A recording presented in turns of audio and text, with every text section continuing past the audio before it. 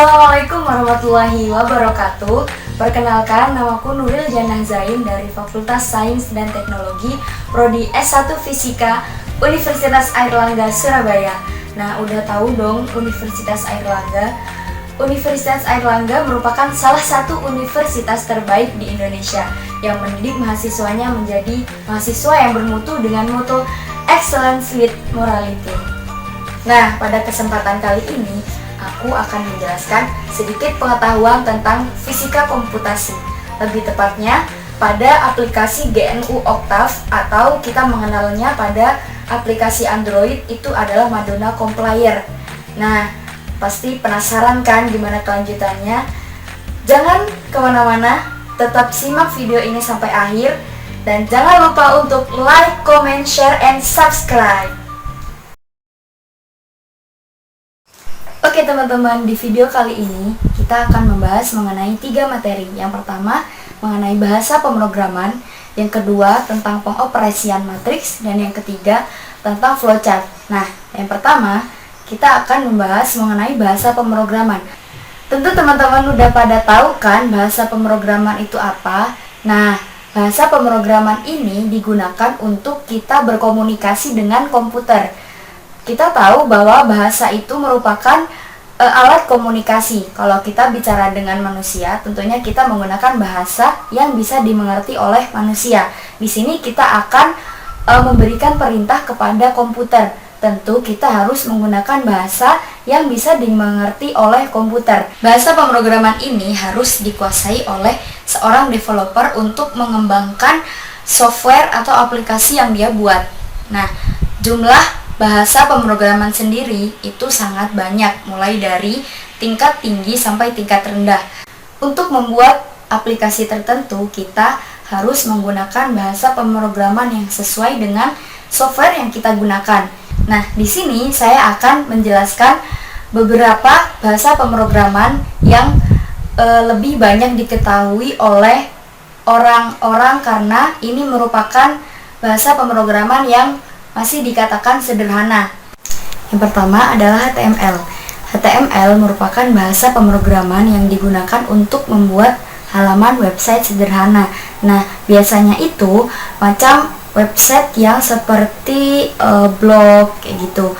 Nah, file HTML ini dapat dibuat dengan file editor seperti Notepad kayak gitu. Nah, lebih bagus lagi jika menggunakan text editor yang memiliki fitur syntax highlighter seperti Notepad++, Sublime Text, dan Macromedia Dreamweaver dan aplikasi lainnya. Kemudian yang kedua yaitu PHP. Nah, PHP ini sama seperti HTML, yaitu dalam membuat halaman website. Nah, perbedaannya dalam PHP ini kita bisa menggunakan database dalam website yang kita buat. Nah, kemudian yang ketiga yaitu CSS. CSS ini merupakan bahasa pemrograman yang berfungsi untuk memberikan tampilan yang lebih menarik pada halaman website. Biasanya itu kita bisa menggunakan CSS ini dalam pembuatan website yang kita buat dalam HTML atau PHP. Nah, jadi di dalam website itu kita bisa menambahkan kotak ataupun membuat tampilan tema yang lebih menarik. Oke, selanjutnya adalah SQL. SQL ini merupakan bahasa pemrograman yang digunakan untuk mengakses data dalam basis data relasional. Nah, saat ini hampir semua server basis data menggunakan bahasa ini untuk mengakses manajemen datanya. Nah, seperti yang sudah dijelaskan sebelumnya, dalam PHP kita bisa mengakses data dengan menggunakan SQL ini untuk memanggil database yang telah kita buat dan dimasukkan ke dalam halaman website yang kita buat. Oke, selanjutnya ada bahasa pemrograman Java, di mana Java ini digunakan untuk membuat aplikasi desktop, web, dan Android. Namun yang aku ketahui sih ya, Java ini lebih digunakan dalam pengembangan aplikasi Android. Selanjutnya ada bahasa pemrograman Python. Nah, bahasa ini digunakan untuk berbagai keperluan pengembangan perangkat lunak dan dapat berjalan di berbagai platform sistem informasi. Oke teman-teman, kita masuk ke pembahasan selanjutnya mengenai pengoperasian matriks. Nah, kita udah pada tahu matriks itu apa gitu. Kita sudah mengenal matriks mulai dari bangku SMA. Nah, seperti yang udah kita ketahui nih ya, matriks itu terdiri dari baris dan kolom. Nah, di sini kita akan memberikan perintah kepada GNU Octave untuk membuat sebuah matriks dan beberapa logika lainnya. Nah, langsung saja kita beri perintah kepada GNU Octave. Jangan kemana-mana, tetap simak video berikut ini. Oke teman-teman, di sini langsung aja kita buka aplikasi Octave. Nah, pada kolom editor langsung aja kita ketik clc dan clear all. Nah, gunanya untuk apa? Jadi di sini kita akan menghapus beberapa data sintak sebelumnya supaya nanti yang muncul itu hanya sintak yang kita perintah. Nah, di sini kita akan membuat beberapa pengoperasian matriks. Sebelumnya kita beri keterangan operasi matriks. Oke. Nah, seperti yang kita ketahui, matriks itu terdiri dari baris dan kolom. Nah, untuk mengekspresikannya pada Octave, tentunya kita menggunakan bahasa yang dia mengerti, gitu ya. Oke, pertama kita akan membuat pemisah antar kolom. Kita bisa menggunakan sintaks seperti ini. Misal 4, 5, 6. Nah, untuk membuat pemisah antar kolom kita bisa menggunakan spasi atau kita bisa menggunakan koma seperti ini. Nah, untuk membuat pemisah antar baris kita bisa menggunakan titik koma seperti ini. Oke, sebelum kita run, kita lihat hasilnya. Kita save terlebih dahulu project ini. Pastikan kita menge-save di tempat yang sesuai. Nah, kita bisa lihat di sini. Karena kalau misal kita nyimpannya itu tidak sesuai sama yang di sini, itu tidak akan bisa dijalankan seperti itu. Kita simpan. Kita beri nama operasi matriks. Oke, ingat teman-teman, untuk menyimpan file ini kita tidak boleh menggunakan spasi, ya. Kalau misal emang kita mau memisahkan, kita bisa menggunakan underscore seperti ini. Oke, jadi hindari spasi karena dia tidak akan mendeteksi, tidak bisa dijalankan seperti itu. Oke, save. Nah, kita run. Nah, akan muncul seperti ini. Ini akan muncul pemisah antar kolom dan pemisah antar baris seperti itu. Nah, karena kita sudah mengetahui dasar-dasarnya, kita bisa membuat matriks seperti ini. Nah, oke. Kita run. Nah, akan muncul matriks 3x3. Nah, pada matriks kita juga mengenal determinan, transpose, dan juga inverse. Nah, di sini kita akan mengekspresikannya pada Octave. Oke, pertama untuk membuat determinan matriks kita bisa langsung ketik seperti ini. Misal di sini T misal sama dengan, kita langsung aja det A. Nah, di sini kita akan memunculkan determinan dari matriks A. Oke. Selanjutnya untuk membuat inverse. Misal inverse. Di sini kita bisa ketik seperti ini. Nah, seperti ini. Dan untuk membuat transpose misal D sama dengan, kita bisa langsung mengetik transpos A seperti ini, atau bisa kita cari dengan menggunakan tanda apostrof seperti ini. Oke, kita run. Nah, akan muncul pertama T ini adalah determinannya, kemudian I ini adalah inverse-nya, dan D dan F itu merupakan transpos dari matriks A. Bisa kita lihat seperti ini. Jadi sintak transpos A atau kita memberikan tanda A apostrof itu sama saja untuk memunculkan transpos dari matriks. Pada matriks kita juga mengenal indeks. Di Octave, indeks ini berguna pada saat kita akan membuat operasi perkalian matriks. Juga pada saat kita akan menambah atau mengurangi kolom dan baris pada matriks, seperti itu. Juga bisa, misal kita akan hanya memunculkan baris kedua atau kolom kedua pada matriks, seperti itu. Nah, beberapa pengoperasian tersebut dengan mudah kita bisa mengekspresikan menggunakan indeks. Oke, langsung aja. Di sini misal kita akan mengubah pada baris kedua itu mengganti angka lain, kayak gitu ya. Nah, ini kita hapus terlebih dahulu. Misal A ini pada baris kedua kita akan mengganti seperti ini, jadi sama dengan 1. Nah, kayak gini. Kita run. Nah, secara otomatis baris kedua pada matriks ini akan mengganti angka 1, kayak gitu. Jadi dengan mudah kita bisa menggunakan sintaks seperti ini tanpa harus mengubah dari awal.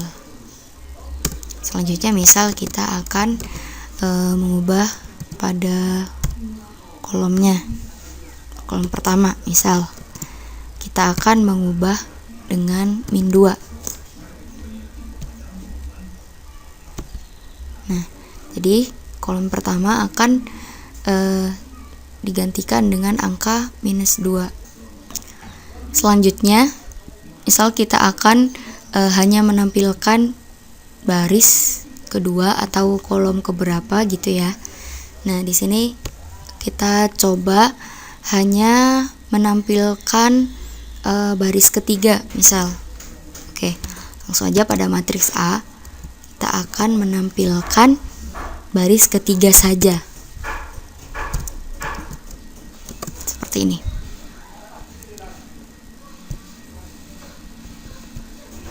Nah, di sini akan hanya tampil baris ketiga saja, seperti itu. Jadi biasanya kan kita mengenal pada matriks itu 1,1 kayak gitu ya, 1,2, 1,3, 2,1, 2,2, 2,3 dan 3,1, 3,2 dan 3,3 kayak gitu. Nah, supaya kita tidak terlalu panjang memberi perintah pada Octave menggunakan indeks seperti itu, jadi kita bisa dengan mudah hanya menggunakan sintaks seperti ini. Dan untuk misal mau memunculkan hanya kolom keberapa, kita bisa menggantinya dengan seperti ini, koma misal 1 misal. Nah, kita run. Nah, jadi akan memunculkan hanya kolom pertama saja, seperti itu. Selanjutnya kita akan membuat beberapa pengoperasian matriks. Pertama, kita akan membuat penjumlahan matriks. Nah, langkah pertama kita harus membuat 2 buah matriks sembarang ya. Misal X sama dengan misal seperti ini, Y.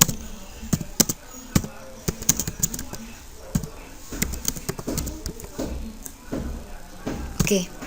Nah, kita membuat matriks sembarang, tapi kita harus mengetahui syarat penjumlahan matriks gitu, yaitu jumlah baris dan kolom matriks pertama itu harus sama dengan jumlah baris dan kolom matriks kedua, supaya kedua buah matriks ini bisa dijumlahkan.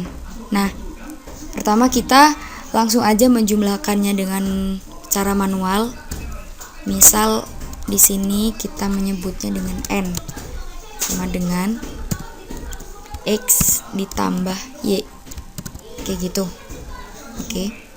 Nah, selanjutnya kita membuat pengoperasian pengurangan matriks. Nah, karena syarat penjumlahan dan pengurangan sebuah matriks itu sama, maka langsung saja kita menggunakan matriks ini untuk operasi pengurangan.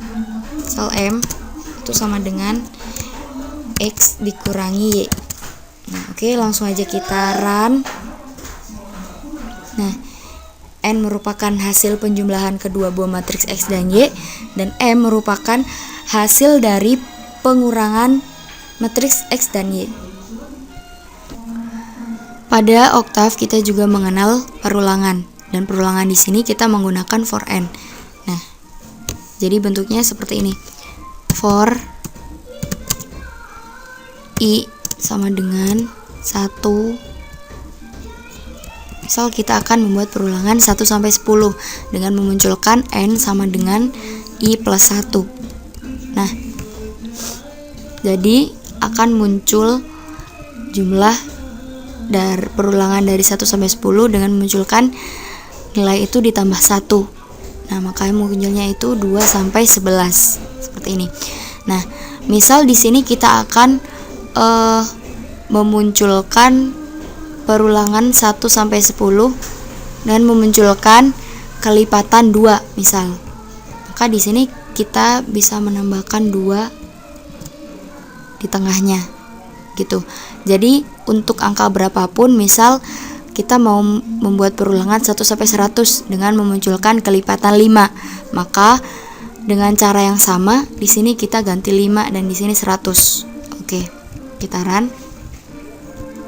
Dia akan muncul perulangan 1 sampai 10 dengan kelipatan 2.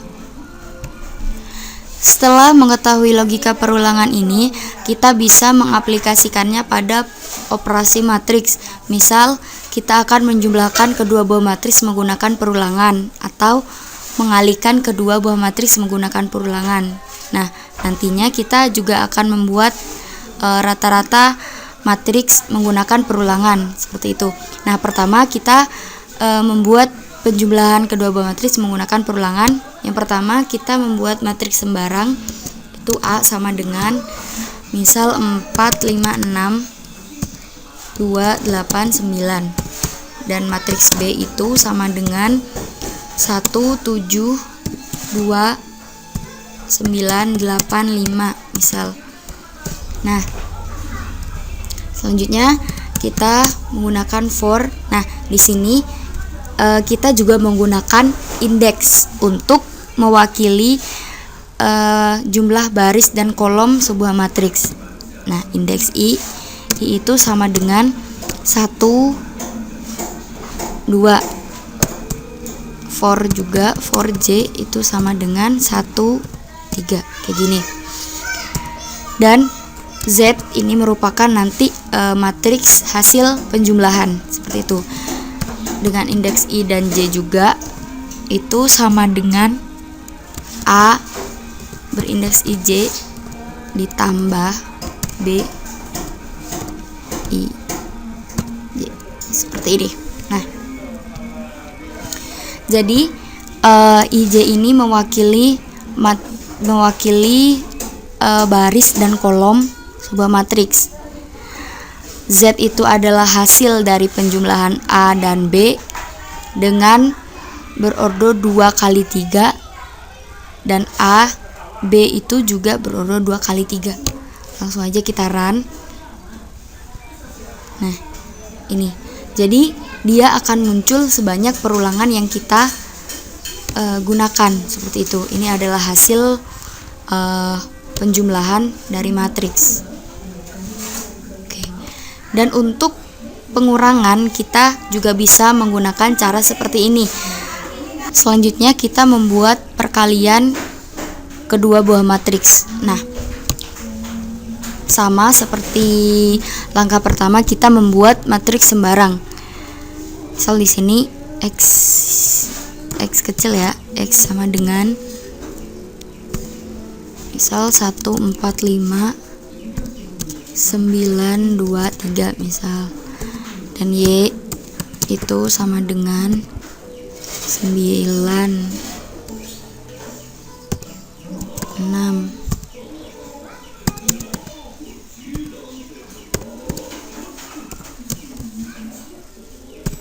Nah, sama seperti sebelumnya, sebelum kita mengalihkan kedua buah matriks, kita harus tahu syarat perkalian matriks. Nah, yaitu jumlah baris matriks pertama itu harus sama dengan jumlah kolom matriks kedua. Kayak gini. Maka di sini aku membuatnya matriks 2 kali 3 dan 3 kali 2, kayak gitu. Nah, selanjutnya kita masukkan for, kemudian juga membuat indeks di dalamnya itu 1,2 dan for selanjutnya for itu j sama dengan 1, 2 juga, dan for indeks k itu sama dengan 1, 3. Nah, dengan memanggil misal di sini kita d ya, d itu, nah jadi dari hasil dari perkalian kedua buah matriks ini akan menghasilkan matriks berindeks 2 kali 2. Maka di sini kita masukkan IJ sama dengan X dengan K 2 kali 3 dikali Y 3 kali 2. Oke. Nah, seperti ini. Nah, langsung kita lihat. Nah, ini adalah hasil perkalian kedua buah matriks. Dia akan muncul sebanyak perulangan yang kita gunakan. Oke, selanjutnya kita membuat rata-rata. Oke, biar nggak bingung ya, di sini kita kasih keterangan perkalian matriks. Di sini merupakan penjumlahan matriks menggunakan perulangan. Di sini juga. Nah, oke. Selanjutnya kita membuat rata-rata matriks menggunakan perulangan juga. Oke. Nah, sama seperti yang pertama ya, kita membuat bahannya terlebih dahulu, yaitu dua buah matriks sembarang. Misal n itu sama dengan aku membuat kelipatan ini 15, 20, 25 misal seperti ini. Nah, selanjutnya dalam membuat rata-rata ini kita membutuhkan jumlah baris dan jumlah kolom pada sebuah matriks. Oke, sebelum itu langsung aja kita membuat for. Nah, for di sini dengan for misal for b itu sama dengan misal 1, 5. Nah, karena di sini kita menggunakan kelipatan 5. Selanjutnya F itu sama dengan, nah, matriks N itu 1, B. Ya, B itu merupakan perulangan yang kita buat, terus ditambah F. Nah, oke, sebelumnya di sini kita menambahkan F itu merupakan sama dengan 0, kayak gitu. Ditambah F seperti ini. Nah, di sini kita memunculkan jumlah baris dan jumlah kolom dari matriks N dengan cara size, yaitu NR, NC sama dengan size A. Size N. Size N. Nah,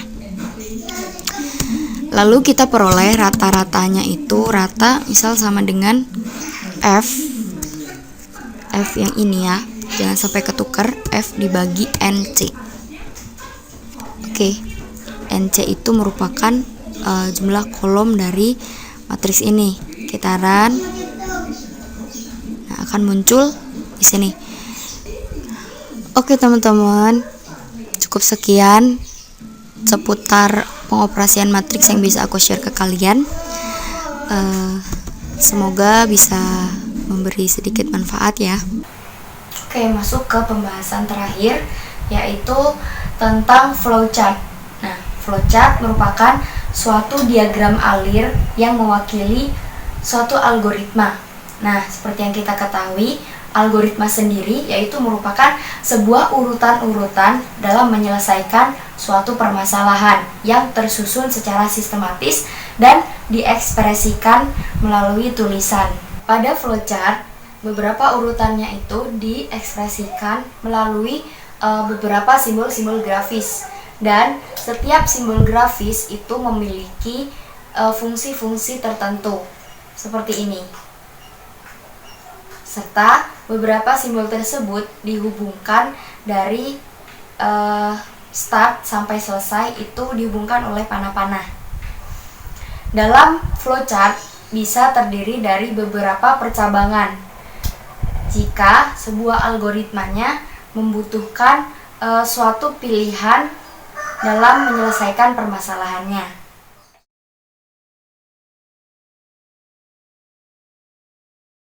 Oke teman-teman, cukup sekian yang dapat aku share ke kalian. Semoga bisa menambah sedikit pengetahuan. Dan kalau misal ada sesuatu yang ingin dikritik, komen aja di bawah. Jangan lupa untuk like dan subscribe. Semoga kita bisa ketemu di lain kesempatan. Wassalamualaikum warahmatullahi wabarakatuh. See you.